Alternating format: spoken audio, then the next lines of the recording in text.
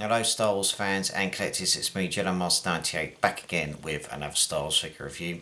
In today's Star Wars figure review we're going to take a look now at some characters from the Vintage Collection line, and in today's Star Wars figure review we're going to be taking a look now at a character that appeared in Rogue One, a Star Wars story. Now the character we're going to take a look today is this character here. It is R2-SHW from Rogue One, a Star Wars story. Now this is the little astromech droid that appeared in Rogue One. He was part of Blue Squadron and he was part of General Merrick's X-Wing. Originally in 2022 this character eventually had a name given for this character. And then in 2023, eventually this figure was released. But when I went to my local Forbidden Planet a couple of weeks ago, they had a few of these on the shelf, which I was quite surprised with.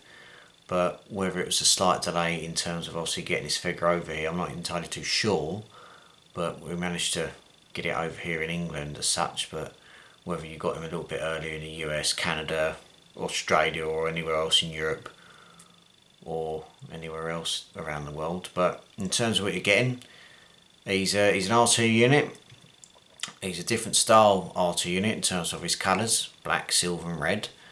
But nice to have another astromech to the collection, and obviously another figure from Rogue One, because obviously Rogue One is a favourite film of mine from the Disney era of Star Wars.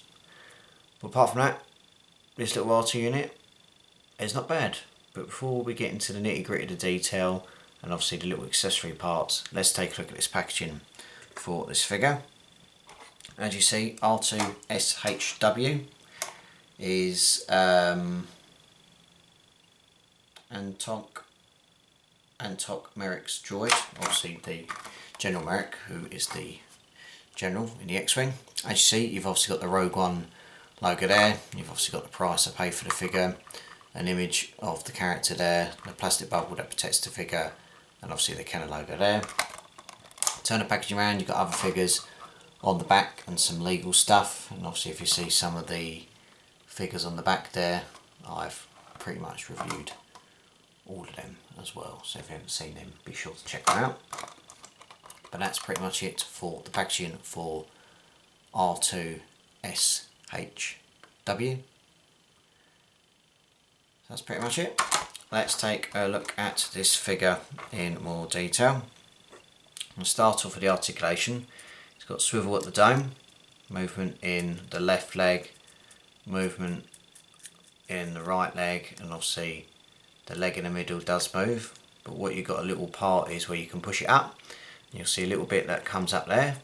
So if I just press that, you've got like a little thing that comes up there, sort of like his scanner, which is really cool. You can obviously take that out like so, and obviously it leaves a hole where you can just place that in his head, and obviously you can go around.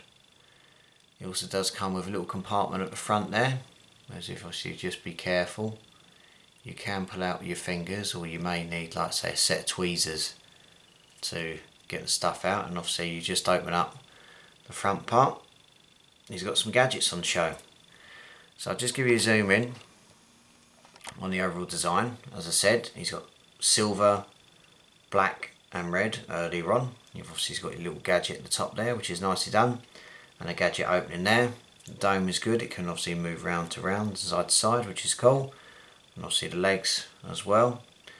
But it's a unique design, but a nicely designed pattern of this astromech droid, obviously with the colours you got on, silver, black and red. And I think we only briefly saw this droid in the film. Obviously Merrick's X-Wing got shot down in the film, and he was obviously killed in action on Scarif. And yeah, I presume obviously the fate of this droid was obviously destroyed. But in terms of the figure, better late than never. As I mentioned earlier on about the character being released in 2023, and it's obviously currently 2024. As I said, it was a surprise to be sure, but a welcoming one. But to see this character on the shelf was very cool. But excuse me, it's another astromech droid, but It's a character from Rogue One, and yeah, that's pretty much it. Not much else to say about the astromech droid. Otherwise, yeah, just happy to have another little droid in the collection. Obviously, just press that button down, and his leg does appear. You can just push it down a little bit further, and obviously you can put him on a flat surface, and obviously you can wheel up and down as well. In terms of astromech droid, this character, not too bad. R2-SHW. So that's pretty much it for this Star Wars review. I'll be back with many more Star Wars reviews very soon. Be sure to obviously subscribe to the channel, follow me on Facebook and Instagram, and I will see you on the next review. So take care, look after yourself, and as always, may the Force be with you.